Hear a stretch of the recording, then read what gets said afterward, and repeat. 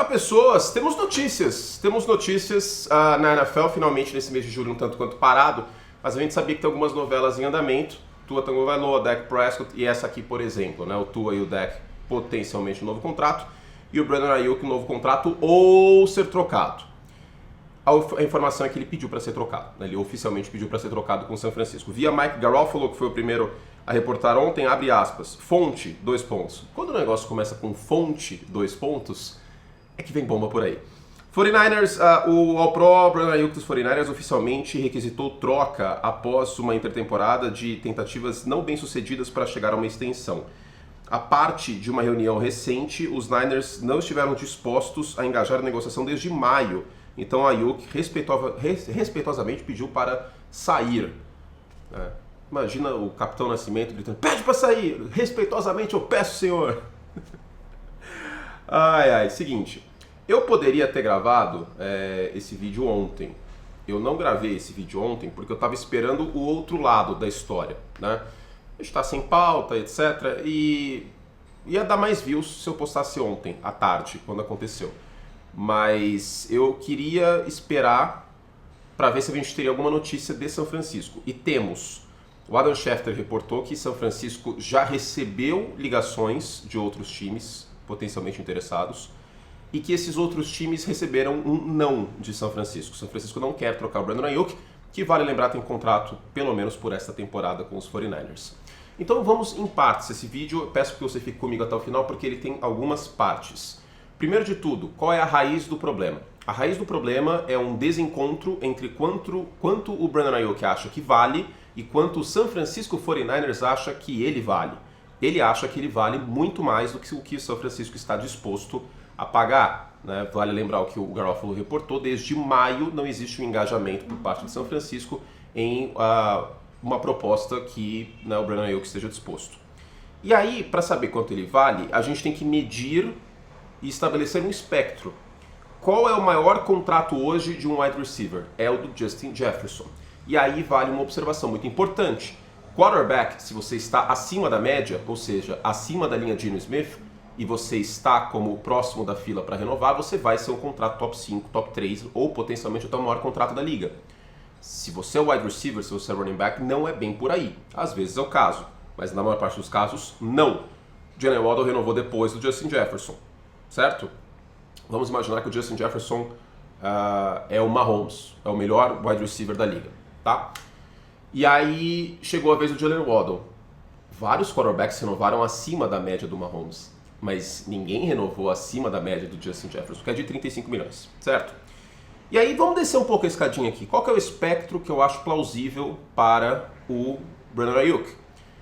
Eu prefiro o Amon-Ra St. Brown como recebedor. Eu acho ele mais explosivo, ele tem rotas melhores na minha visão. Ele é mais um recebedor 1, não o X, né, mas mais o 1 do que o Aiyuk, certo?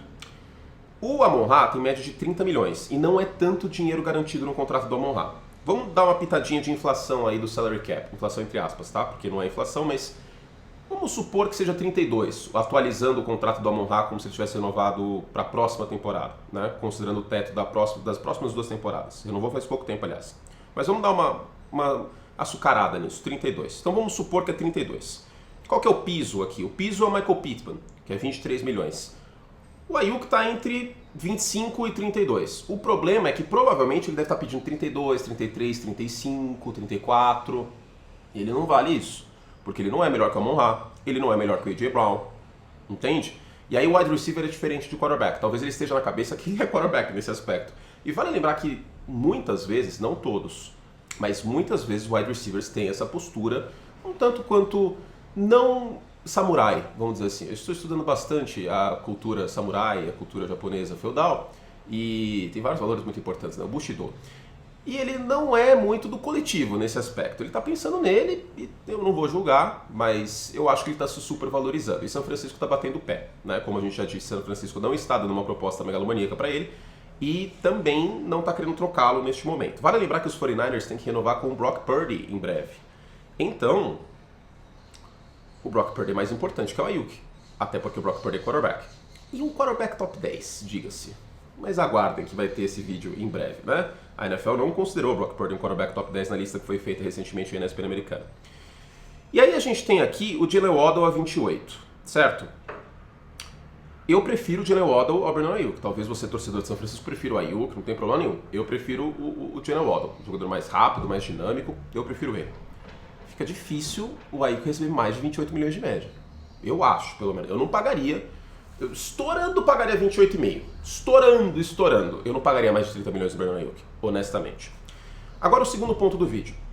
Muito se fala para criticar o Brock Purdy, assim como se falou para criticar o Terry Bradshaw nos anos 70, assim como se falou para criticar o Tom Brady na primeira parte da dinastia, os 3 primeiros títulos, que o time carrega o cara e aí ele ganha o Super Bowl e é reticências, tipo, tava lá, né?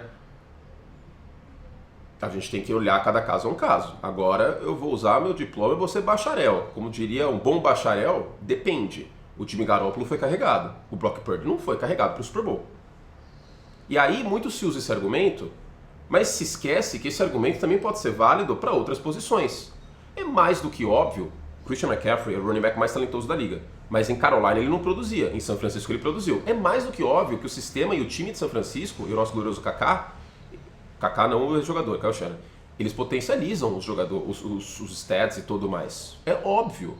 O Brandon Ayuk em São Francisco, e ele teria que pensar um pouco nisso também, tá? Eu acho, honestamente, que é mais negócio ele continuar nos 49ers, esse sistema, do que ele ir para um outro time meio nada a ver. E essa é a última parte do vídeo, fique conosco.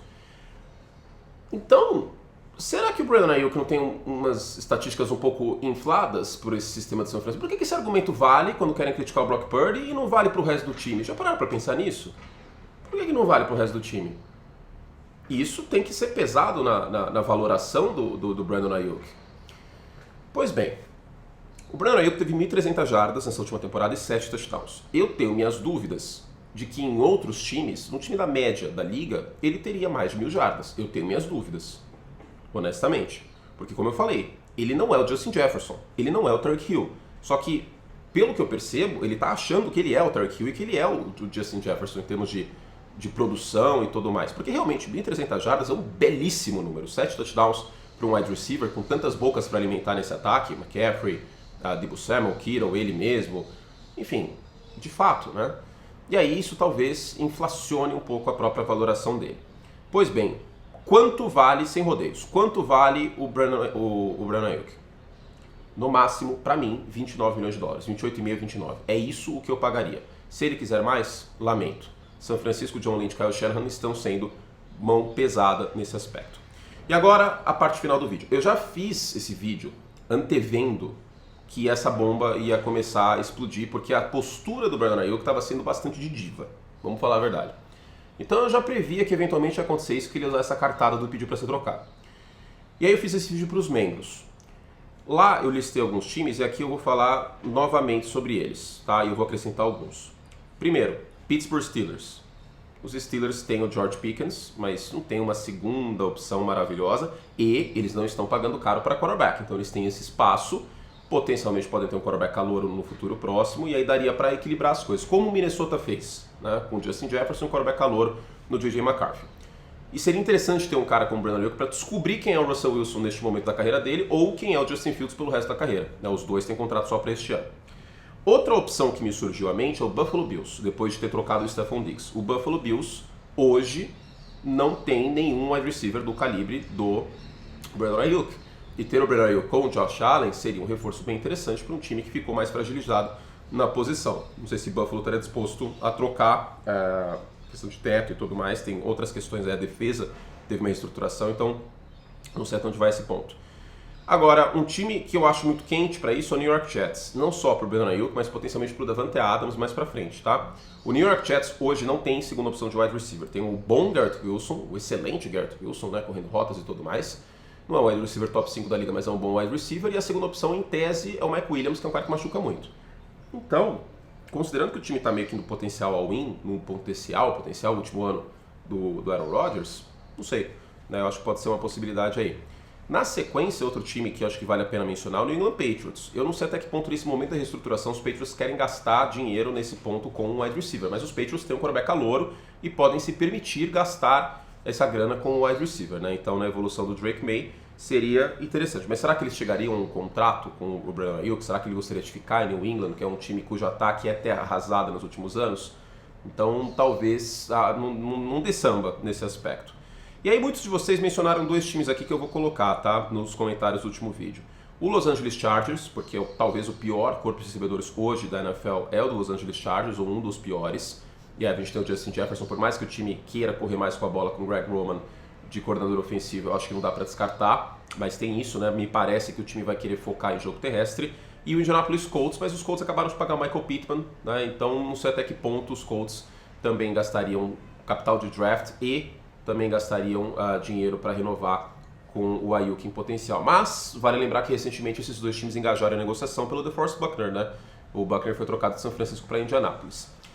Também vale lembrar que existe certa alternativa em São Francisco para o médio e longo prazo. O Jauan Jennings é um bom recebedor em terceira descida e draftou o Ricky Pearsall.